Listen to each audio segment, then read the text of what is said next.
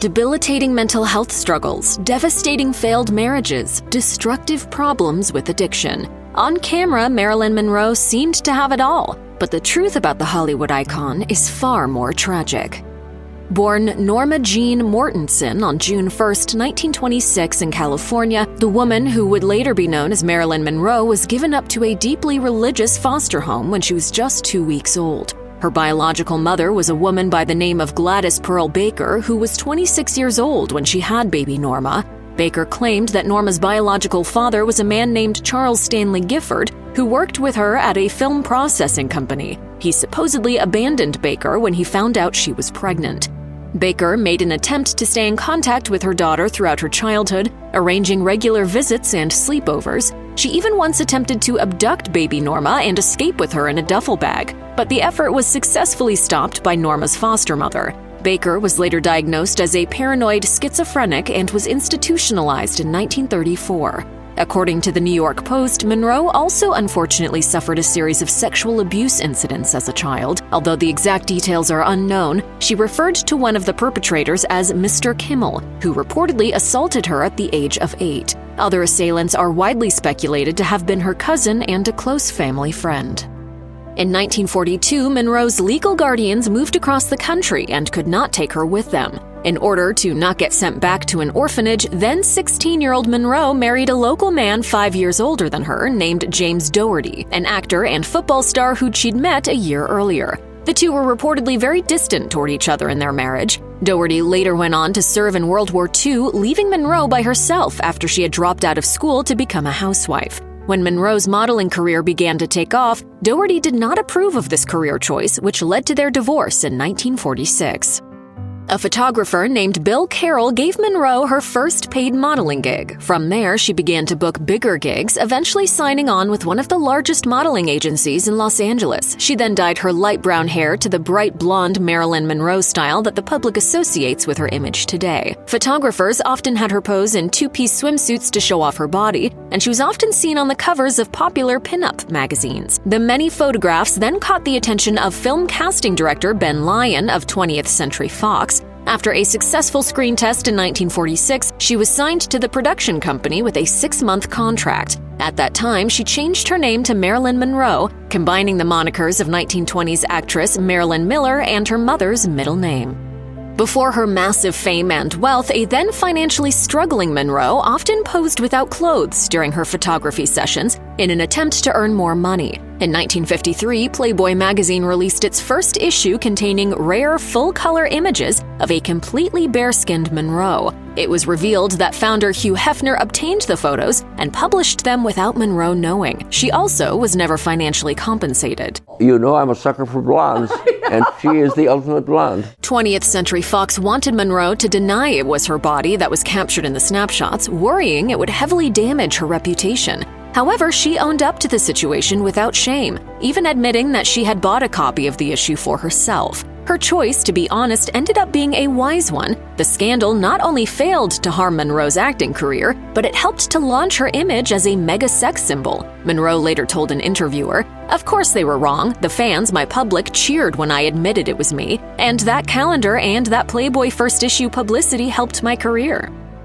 In the majority of her roles, Monroe typically played ditzy, airheaded, and superficial women. Since the start of her fame, she highly popularized the dumb blonde stereotype. In the film Gentlemen Prefer Blondes, Monroe's character said, "I can be smart when it's important, but most men don't like it." As her career developed, Monroe became frustrated with her narrow typecasting. She eventually wanted to be taken more seriously as an actress. This led her to study method acting with renowned coach Lee Strasberg, who had also worked with such A-list stars as Paul Newman and Marlon Brando. Hey, Stella! She then went on to star in the film Bus Stop, which contained a serious dramatic script. Monroe was critically praised for her portrayal of an emotionally complicated character.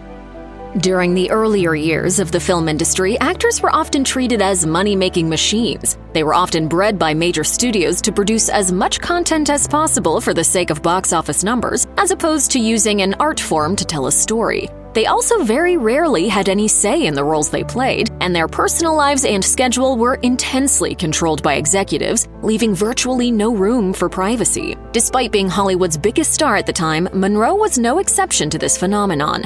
20th Century Fox overworked her with intense filming hours to the point where she would often pass out on set. She was also grossly underpaid and was forced to play vapid, mind-numbing characters that she detested. In order to protest her strict contract, Monroe eventually stopped showing up to productions. This caused Fox to file multiple lawsuits against her, although they were eventually dropped. The company ended up caving in and raising Monroe's pay while giving her significantly more creative agency over her film choices.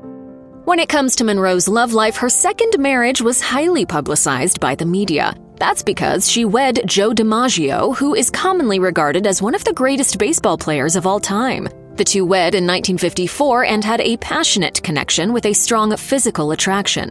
However, there was an immediate conflict between the pair's lifestyle and career choices.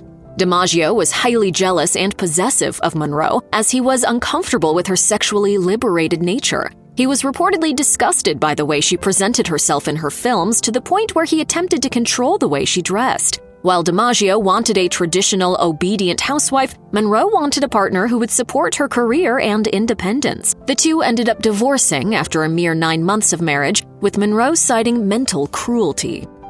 Marilyn Monroe went on to wed for a third time before her death, marrying esteemed playwright Arthur Miller in 1956 after he left his wife for her. Monroe was apparently drawn to the idea of being with a well-respected artist, believing it would strengthen her reputation as a serious actress. She also reportedly became attached to the sense of security Miller gave her during their courtship.